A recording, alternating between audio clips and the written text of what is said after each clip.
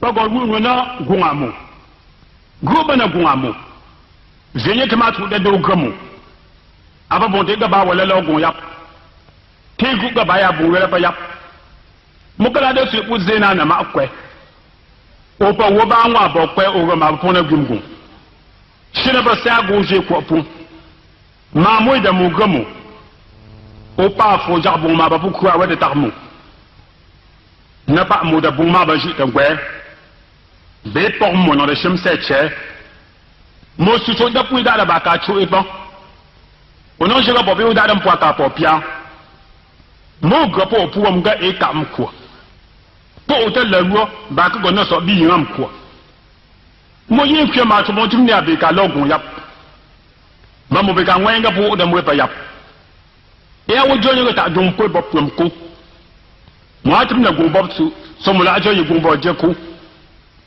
na ba yi to bun go shi yi bu pun ababu nga yom de ba yi bu pun po ga mo na wo ma yok pa ngwen ga wi na so mpu ba yok pa mo do go yam ti ga ka dan ze ga honda ga go fa am ga ka egu shanga tu ti ro to ka se ga to la pam to ro na ki ta to je le ga go to ba yom bam je ne shana pom go ba yom da ga mo abo ba ni apa mo la pom go mo fa adam no bob ni go chu ba go mo pon ka jo no la gwa wo ya be wa ma be tan no na ma ni che du amabe mo amu ba tam wo no be mo shana pam o ga ba tumo gombo pon no ba je ga bam gomba bam go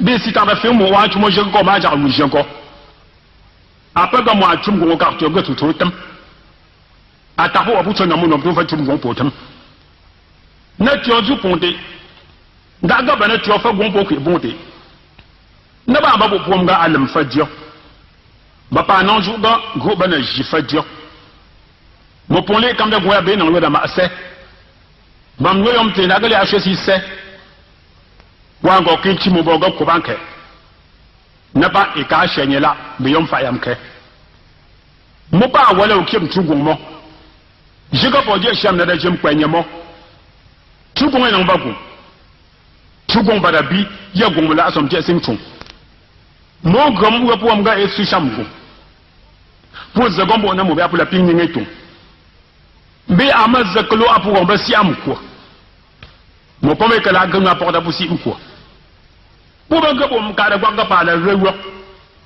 na kalam kam jenye singe ga e rewo a fait de buna ko entam si na tamé po belé jio gbar mo na gbar si nous sommes fa go bana chugo wa po sa we da ga nyo na chugo mo ye ba chugo wa no da ba dim mabe a pa ga be wa ta be gbar mabe go bana si bu zamona amba si yen tungo bana bi o yang na ko ba po pam su ba po pon su non jëm ta gbar ko ba po portu Musa ni la mo asugwa osumem tum be mo pa jap ni la pala pu gebem tum ne ba ka pungu to nga su da borsu yap ta ba la to be mo ya atu la pingu ba yap so me ka nan nga gon she dong ye chang ta po da ti gon ba mo lo chang chang pu gom gon mo atu mo je me sing mu ti gon ba mo atu mo na na ke mu wezi ya ze dong ye chang aba kunyo konyo ka pinga nwe pok pu chanyo ala pa som che bunga nwe pok pu chapi ne ba bu sha nge bu ko ta nya ba shanga ya pi mo yin kwa ya tu amba da de jo kwa sin groupe ne su amoy la jo yo tu ta wo ta na wa ndan na gwo po nga ba bo bem tu mo ya bu pa ba du na wu an ko amo ba te be mo ago gwo na gwo yo ko sa go korte mlu shuma tome da doke o pada wa nu fa na gumbo pun ba pola nan de ke o fa na gumbo pun ka pada yo si yo e jobo dogo ya nye gawe na agun yo tada mu pu sia ba mu pu dum cha le wa ko ba mo ji shum ka to ju yun ti be cho su ko mo ba tum gumba wala wu to ko o ko ba sim pom na go ba so an to ko mo gabo pu ke nga yam ta ku e puis que pour qu'il y ait des gens, moi j'ai un peu pour un groupe. On comme sur des bols, tu as tout là, on me donne un peu. T'as non pas moi pour banner que la beau j'aime Jean. N'a pas pas sur dia, quoi comme yo comme un pou Jean. M'fafa. Bah voilà qui est bon yap. Moi Cameroun qui est bon yap. Afrique a bon moi Cameroun. Ben et que quoi pour comme bon yap Cameroun. Moi me ya bon bon ba d'avoir bout pour la gomme. Yanga ma ba ko ga pa mo je me pour mo wom. Anga ba bo ge po wona nyi she hwi so mo. A chembo mo na po porte ba mo fu ba mo. So pon ba ka pu. Ta nyo ba ko su to pon. Ta nyo na lang ba kom som tie yo je ku. Nga ba pon nyi nyi jo je so si nya pu so ku. Pon tum tsenye mo elo gun yap. Yenye pitu aga mo changa na nyo pu jo nyo gun yap. Ba wala carte yo fa gun pu na do ye cha.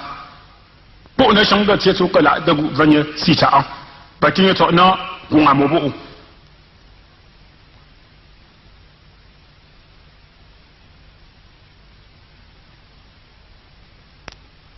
Ba go wu na kam tun kan ba tum ku po na habi mo be ku mfa mo de gan kam bo do adam mo gan kam ya ga kam ba ti puro na klap sa na mo je puro dan zebe ka jem kam ba re po pe top dum kam ba go ham ku biya ti in o ga ba wa ya ti in mo kam da na ga mo nan mu ku kwana wa de jo ya nan bam ta nya bam kam bo ge jo sam nwe de ga kam sene ge ba ma bam fro kan nwe ba she sam kam wa ma amok kam te da kam ba mo le yu ge tu bam mo da ponte la ban kam je bi ma ge tu kam ju nwe bi ge tu na go sa gu na nyap nwe mo na apu mo ba kama bi mo na kam ba mo be lo ga mo na kam da ju nwe do nye ba pa ba jo nwe la lo nye gompa na kam na yin de la tu koi e ya kip ne bo ba na ha koi kam ju nwe de gang ta na gom nwe na be je gang le ba ka nwe do nye ba ba be na ki kam ga ru ta ba ta lo nye ka kop ngun ntem ngun bam ngun gwa ngun gang ngun segun achem nam tumo kama mu bogo pa kunyo mo e go pa mu be ka kumcha o agaga mu pa joe duamcha e ba mu be jena wimni achem po e ba bo kusuna ni kam da ne pa na ba mu da su cho da kun da pa kam la ma chuchu do cha mu nan na kale ba mu be wim ka mu nan kam la jim kam sui ko ba boga puka yime yesui kam la gom ge kam la jo agani no me ja ge kam ba ta tulu ogo na kala kam po afo e bamgo lu ogo ba ya po afo ba na ba po ago la ba bi fo fo abi la kam ba kam lo nya do ola ga sin kin kam ga no e no do be ba gom ga pu yim na jo a tie bon ega da gom no ya je bok ega da singwa no ya kamba da kayo aya ti mun ila lo wa singe shamsi an wete lo ba wi wa mun to to mu wa wi kamba tam no ala bunga kam chop no abunga banya dong na kam na kala ba wala baban kam pa kwa ga pun tang baya mo ade fo shang pueng ba baya mo baba no da be chep fi da lo ta be pap no ata bunga kam tu ko temo ba na ba won si mo da ba wa pa ba pe ma zu ga gun ba mju ala shembo da mo ha to mu ga no mju je no mo de ga kam ta kun kun mo nang le ga kam mo nang to kan na le ga si da pe kin pu le ga abunga kam chok na nom ne bangi abunga kam bim pontum na su da gamu na kam ban wa ba tsa mo ba ka da te bin su amu fu bala kam bam kam Baya chegwe ngwa bola bam kam. Ba wa ko ngim samku. Wa be shudam kamku. Kam ba da sebu. Bo ba bona ma do. Kam ba gyam ko ye. Bona wi sam chap fo nwa ye. Ngom na nyon po kam bi si. Ta si.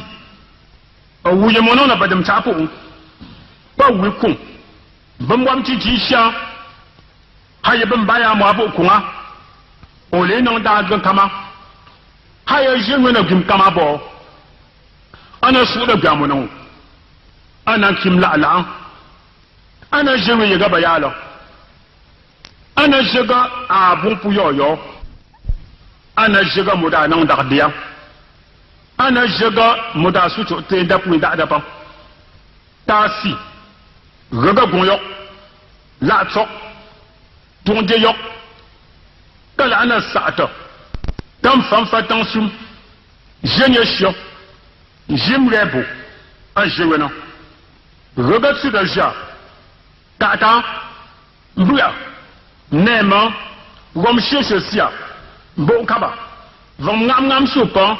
Kala som te jit tobi tubona na sa ko gompia. La pye ka ton je pira. Ta si. Ha gwe som. Abana nyap ngomono. Jina popan kam na la.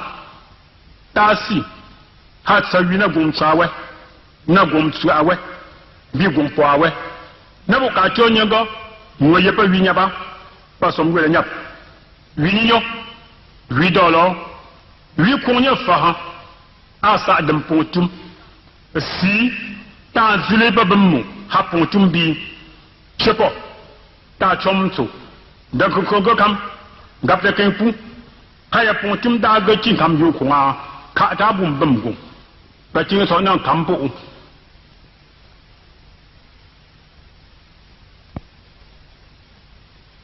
Konye ba binye go.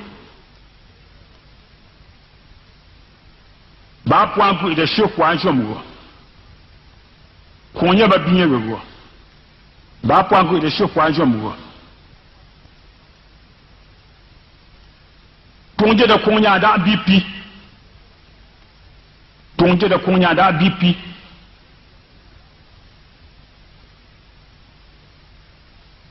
Konye ta wo. Ma fa bon wa wo so kwa cha.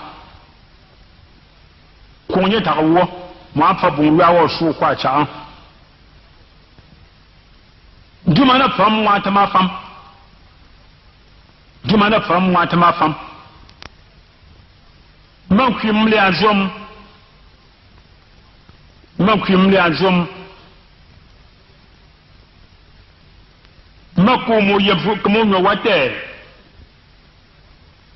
Makomo yevu komo nyo wate. Ma mouli a jeta moui. Ma mouli a jeta moui. Si t'as encore ne bum y'a pas. Si t'as encore ne bum y'a pas. C'est de m'sabam son bois. C'est de m'sabam son bois. La bonne a 8 mon cam de trou de pi. La bonne a 8 mon cam de trou de pi. Moulana se go japa yula kapsumi. Moulana se go japa yula kapsumi. Titi a fabi gadjo. Titi a fabi gadjo. Zubordan il a ni biba dessus de champ. Zubordan il a ni biba dessus de champ. Shingbu shitme shenye ko fort zu. Shingbu shitme shenye ko fort zu.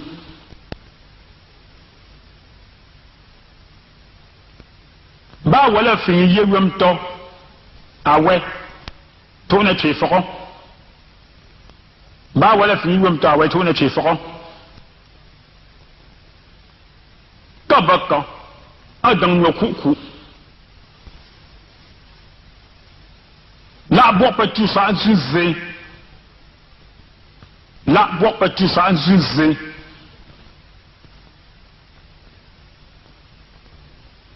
tamu gaga kala ba tamu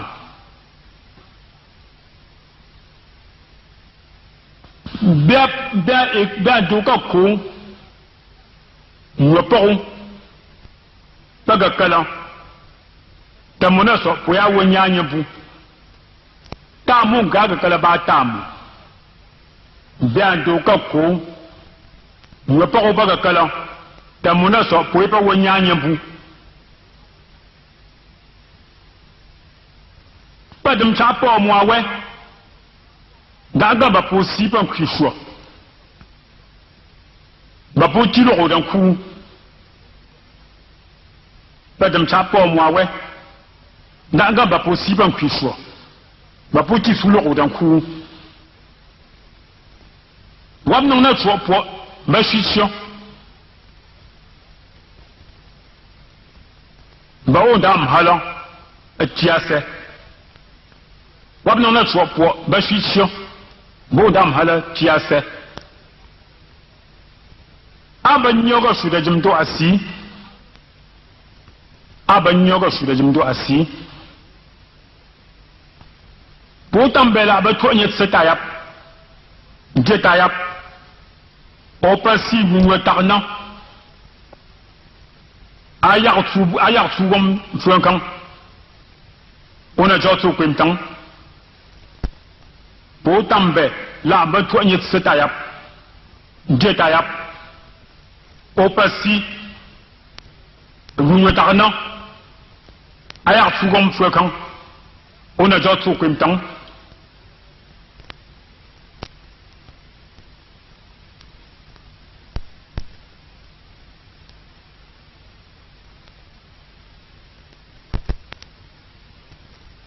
bampa je kam le ya ko sangoba puta go wa je kama da ga jenachi bampa je kam le ya ko sangoba pudo ya wa je kama da ga jenachi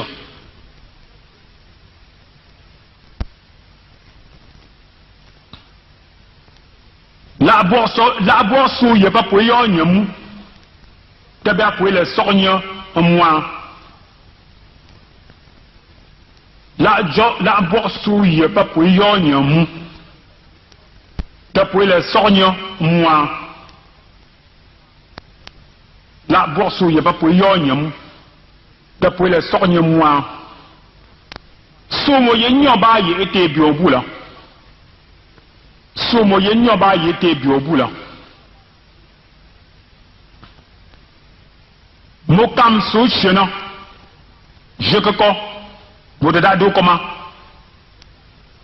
mokam so chena je ko bodada do koma kam ne ka bam so mbwa bi moye si da jume apa kam ne ka bam so mbwa bi moye si da jume apa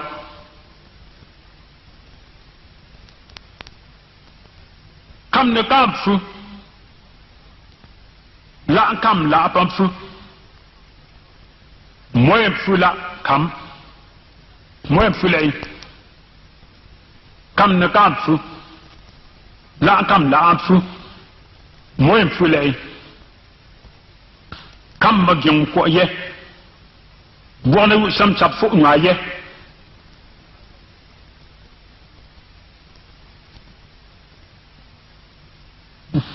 kam le bam go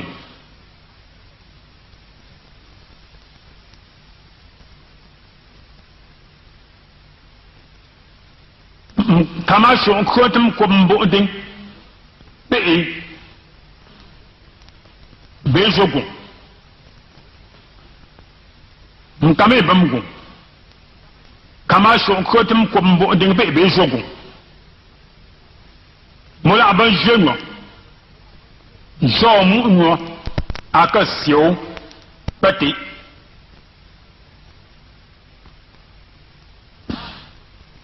bajum la famu da tamafam mola ban jeune zom aka sio pati bajum la famu da tamafam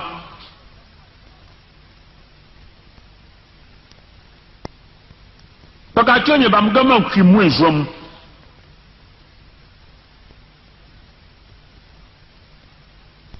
mo yi la gama tam la gam to kwa la ta gom som ruwa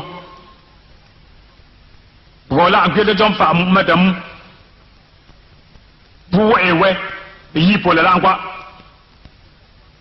mo la gama tam la gam to kwa la ta gom som ruwa rola ke de jom fa madam bu ewe yi po la kwa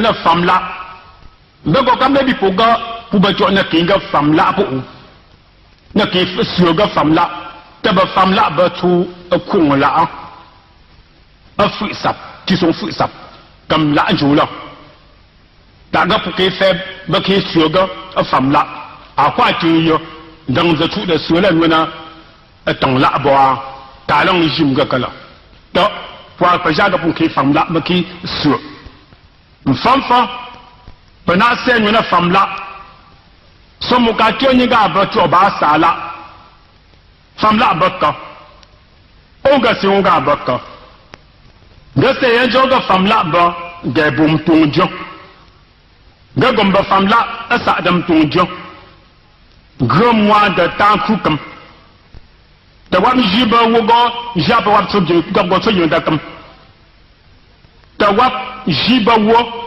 jega wap go so yin kakam famla ba pon bi chapo point ke to mana apa po apon te bi ga yi nyo bien borte bi ga kunyo abun ga yi ina kala a shawe pwe na ba pu ke to teno som mo la pin kai famla bok ga kunyo na kala an ko ina rapta na ba bu zakito ce na bu bam na so ti de ma bu hapta